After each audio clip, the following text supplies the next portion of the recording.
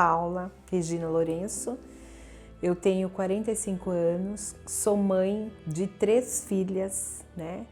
Uma com 24, uma com 23 e uma com 10 anos. Sou professora há 27 anos, sou nascida e criada em Salto e atualmente moro em Sorocaba. Sou muito feliz com a minha profissão, né? Mas até chegar nos dias de hoje demorou um pouco, né? Foi uma caminhada, né? Tive uma infância onde eu era irmã mais velha eu era mais velha de 5 irmãs, né? Todas mulheres. E a minha infância foi bastante conturbada. Meu pai era bastante nervoso, não fazia uso de álcool, nada, mas eram 2 crianças criando crianças, né? Hoje eu enxergo dessa forma. Meu pai ia pro exército e minha mãe engravidou. Os 2 na mesma idade, me tiveram com 18 anos. E então, na minha opinião, na minha maturidade, hoje eu enxergo que eles amadureceram nos criando, né? E então, assim, meu pai era bastante bravo, bastante irritado, não compreendia, né? Então eu tive uma infância bastante tumultuada, digamos assim. Se fosse nos dias de hoje, talvez o Conselho Tutelar ia até lá fazer algumas visitas, porque a gente apanhava muito, né? A gente apanhava muito mesmo.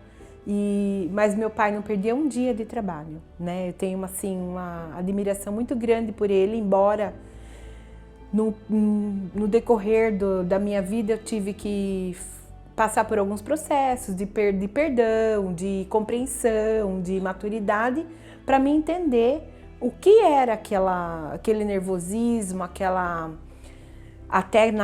quando eu era criança e adolescente, ruindade, né? Aquela ruindade que ele tinha conosco, né? E principalmente comigo, porque eu era a primeira, né, de todas. Então, eu lembro que eles brigavam muito, meu pai e minha mãe. Mas eu lembro em meio a essas brigas, eu lembro de uma fala que me fez ser quem sou hoje. A minha mãe, no meio de uma briga, ela virou para mim e ela falou assim: estuda. Ela parou a briga e ela falou: estuda. Estuda para você não depender de homem nenhum na sua vida. E eu tinha, acho que uns 10, 12 anos e foi o que eu fiz. Eu estudei. Né? Então, assim, meu pai e minha mãe, eles nunca precisaram falar para mim, venha, vai estudar, tem hora de estudar. Não, porque na verdade eles não tinham nem maturidade para isso. Eles sabiam cobrar, mas não era não vejo como culpa deles assim, ou uma falta de vontade. É o que eles sabiam e a gente dá o que a gente tem. E naquela época é o que eles tinham para me dar, né? Meu pai era uma pessoa que ele trabalhava muito e ele deixava de comer os lanches, as coisas que tinham de diferente no trabalho para poder dividir com a gente. Porque como ele tinha 5 filhas e ganhava pouco, ele não tinha condições de levar a gente comer um lanche ou uma pizza. Então, quando dava isso na empresa, ele guardava, ele deixava de comer para trazer para a gente. Então, tenho sim muitas lembranças assim ruins que ficaram, mas o que prevaleceu foram as coisas boas. E conforme o tempo foi passando, eu fui ficando mocinha, né? E fui, né, me apegando a outras coisas, né? A namorados, né? Eu nunca dei problema pro meu pai e com a minha mãe com relação a drogas, a bebidas, inclusive assim, parece que não, mas meu primeiro copo de cerveja eu tomei com 21 anos, né?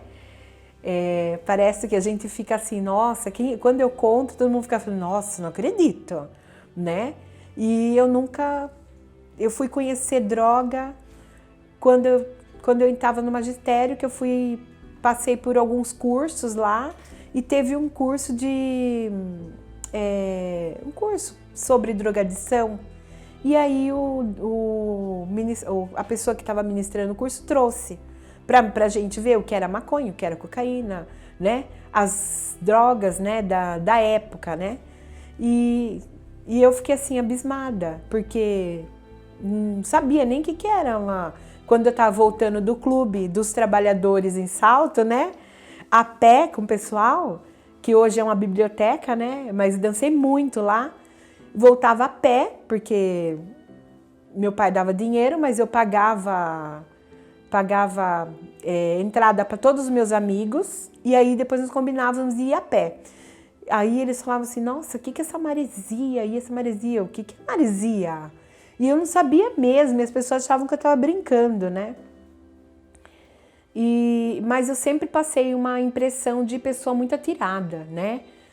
Tanto que as minhas amigas achavam que eu era do balacobaco, né? Assim, né? Achava que, nossa, a Paula conhece tudo, né?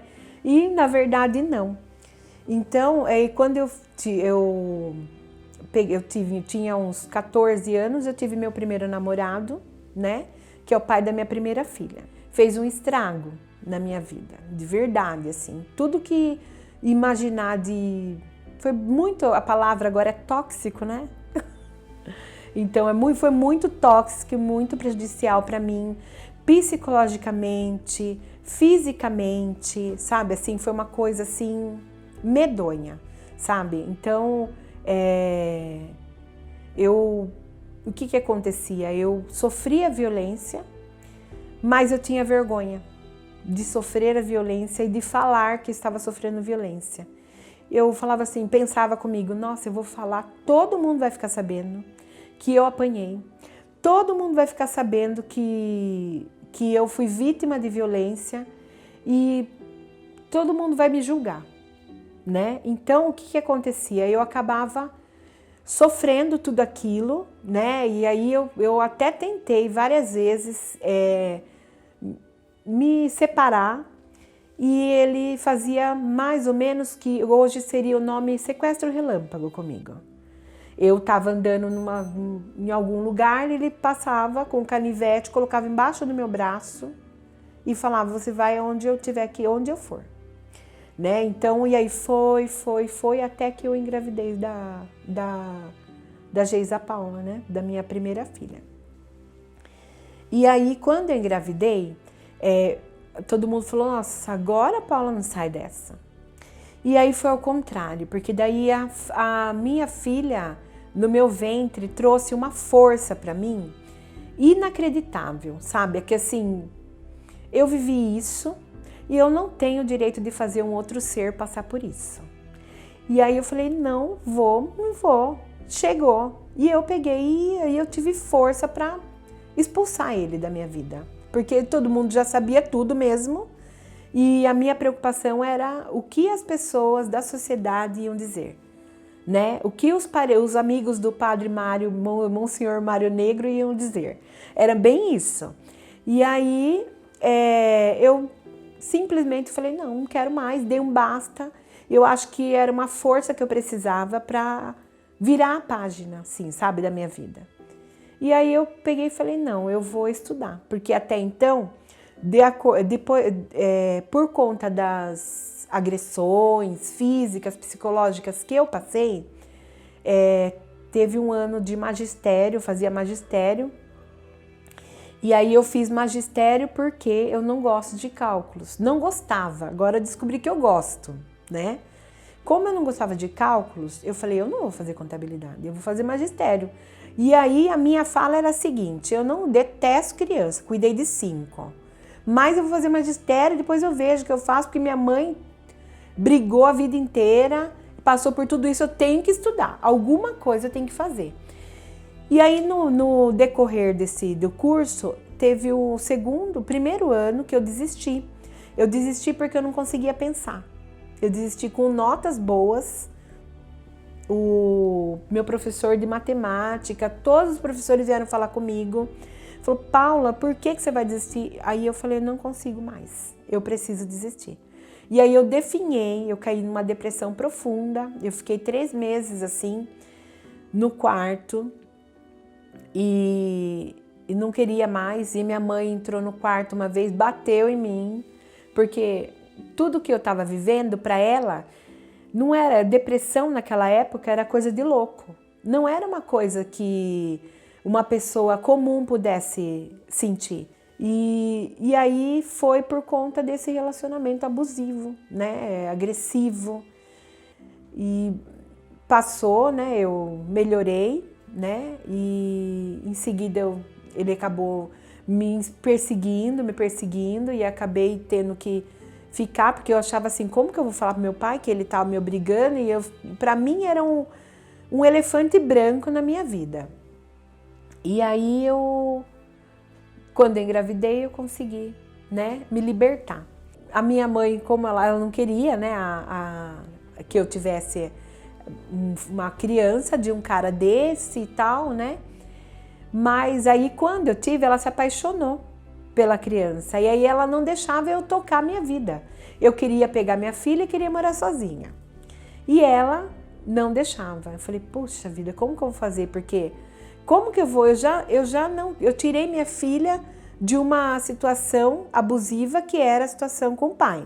Eu falei, não quero, não queria nem contato. Agora eu vou ficar com uma criança, um bebê, num lugar que só sai briga. Só briga, palavrão. E era isso que era a minha casa. Não tinha nada inteiro, era tudo quebrado, porque eles brigavam, quebrava tudo, né? Então eu falei assim, poxa, eu vou sair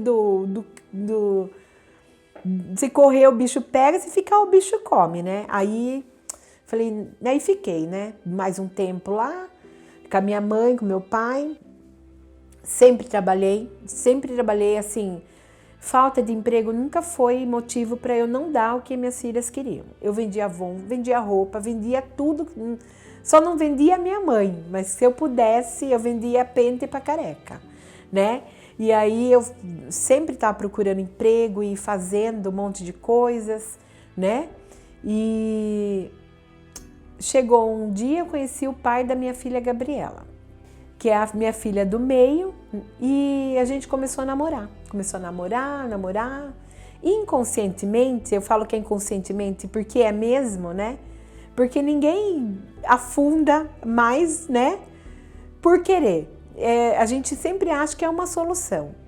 Eu falei assim, eu pensei comigo, eu vou namorar e vou casar. Só que assim, já não a cultura de antigamente, as pessoas não entendem, né? Mas eu entendo. A cultura de antigamente era assim, você toma anticoncepcional, você é um biscate. Você é um biscate, você toma anticoncepcional, né? E aí eu digo, eu melhoro um pouco isso. Eu acho que de repente pode até ser o que você acha, né? Que eu não acredito que seja. O amor é a coisa mais linda que tem, né? Mas eu acho que a pessoa é um pouco burra.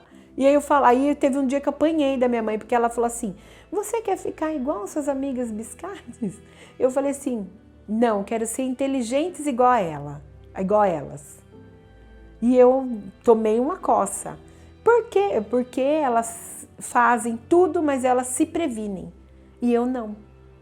Porque se eu tivesse me prevenido igual elas, que eram tituladas, né? Na época, as moderninhas, as biscates, vamos dizer assim, porque era assim que o povo xingava, né? Talvez eu tivesse planejado minha vida de uma outra forma, com mais calma, com uma estrutura diferente. Não com falta de estrutura, porque minha vida tem uma estrutura muito forte, mas talvez ela tivesse acontecido de uma outra forma. Eu tive um namoro, né? Que foi meio que relâmpago. Fiquei 2 anos separadas da pessoa e me vi uma vez depois. E engravidei da Ana Vitória. Quando eu engravidei da Ana Vitória, minha vida era assim, eu já tinha saído candidata, não, eu estava me preparando para sair candidata a vereadora a primeira vez. Que uma deputada me viu, né, conversando numa roda de conversa, e fui presidente de escola de samba e teve uma roda de conversa e ela me viu. Ela gostou do jeito que eu falava, do jeito que eu interagia com as pessoas e ela quis me lançar candidata a vereadora. E eu sei que eu até topei, mas descobri que estava grávida da Ana Vitória. A Ana Vitória nasceu em 4 de setembro, a eleição foi 5 de outubro. E eu fiz a campanha inteirinha com ela na barriga, né? E a Geisa ficou muito revoltada quando eu fiquei grávida, mas tudo é permissão de Deus, né? A Vitória, ela veio assim, como eu posso dizer, ela veio com uma missão, aparentemente, eu sou muito humilde em dizer, sabe, ou leiga, talvez. Ela veio com a missão de unir minha família. E com a Vitória, eu sempre tive muito medo de falar as coisas para meus pais, mesmo eu sabia assim, tinha consciência de que eu trabalhava em 2 cidades, era concursada em Salto já e já tinha concursado em Itu. Mas eu era presa a uma coisa assim que tipo, nossa, o que as pessoas vão pensar? O que meu pai e minha mãe vai pensar disso? E com o nascimento, com a gravidez da Vitória, eu descobri a coisa mais importante da minha vida. Eu descobri que eu era dona e senhora do meu destino. Eu fui descobrir que eu era uma pessoa assim que tinha possibilidades, que tinha qualidades, que tinha, sabe, que podia comprar uma casa. Eu fiquei deslumbrada com isso. Eu falei, meu Deus, eu posso comprar uma casa, eu posso alugar uma casa, eu posso... E aí eu fui percebendo que eu não tinha enxergado, mas que eu tinha credibilidade, que eu tinha construído uma vida, o que as pessoas pensavam de mim não era só negativo, que era muito mais positivo do que eu imaginava. Hoje, assim, eu sou a única professora negra na minha sala, na minha escola, né? Já passei por racismo lá dentro, minha diretora não deve nem imaginar. Eu também não quis nem ir, sabe, falar, né? Mas a pessoa falou de cabelo black, né? Ela comparou o cabelo de um jogador do Davi, né? Falou que o cabelo dele era, nossa, ela se coçava. Ela falava assim, é horrível esse cabelo, eu tenho nojo desse cabelo. Esse cabelo, e eu na sala dos professores, esse cabelo é horrível. Nossa, parece que vai sair piolho, que vai sair fedido, fedorento, né? E eu fiz uma fala, eu olhei para ela diretamente, pautei, né? Falei sobre isso, né? Né, ainda falei para ela, falei, toma cuidado no lugar que você fala essas coisas, porque é crime, né? Dei a entender.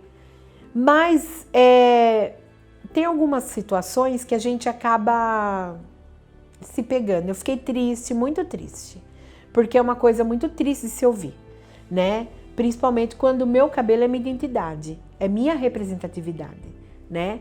E aí você ouvir uma coisa dessa, e aí ninguém, a sala dos professores toda inteira ficou em silêncio. Ninguém falou, poxa, não é bem assim, ou ninguém.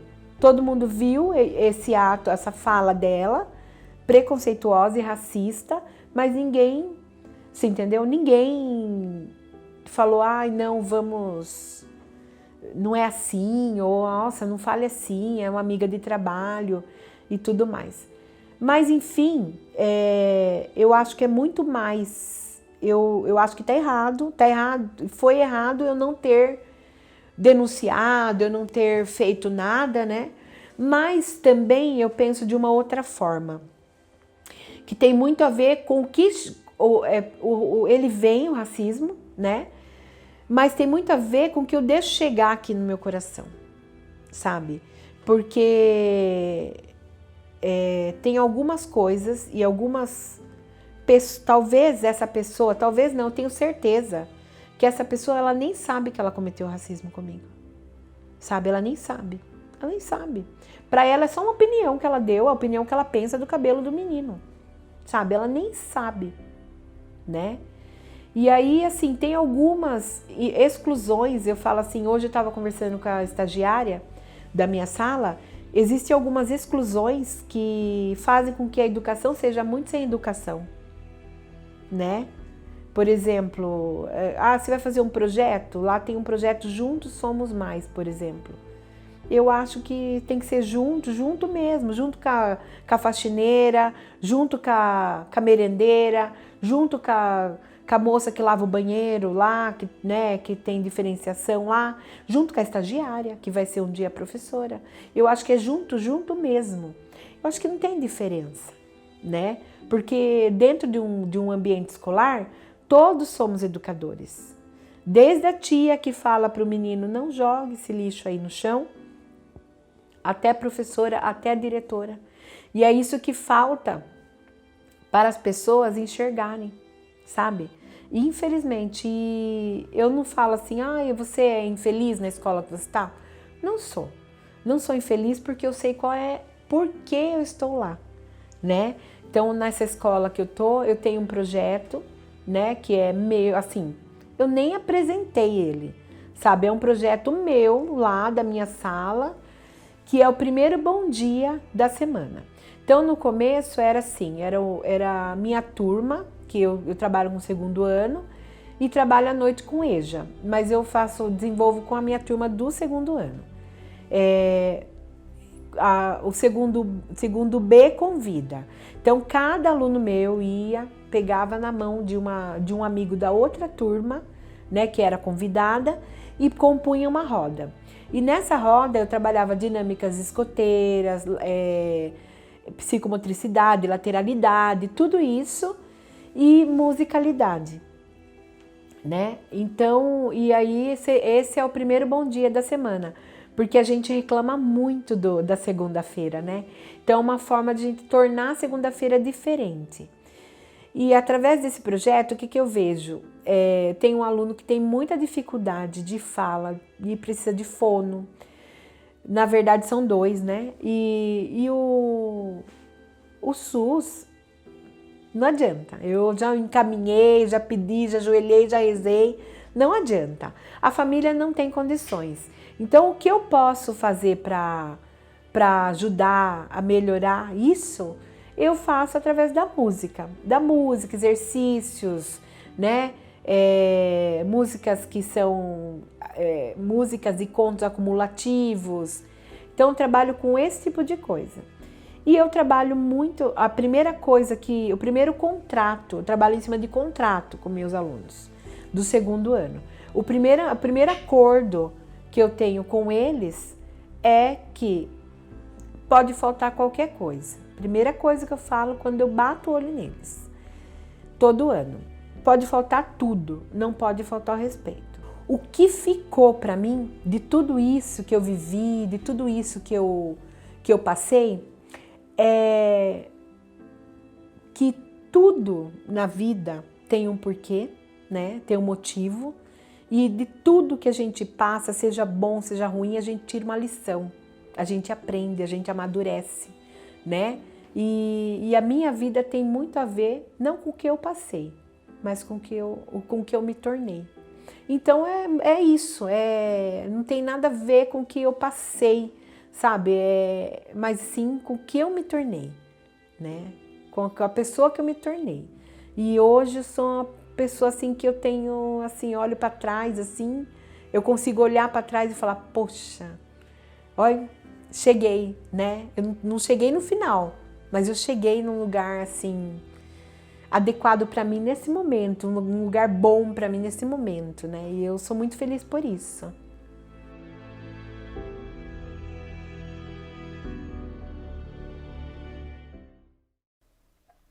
E mudam-se as estações. A vida vai passando e deixando uma parcela grandiosa do que somos hoje.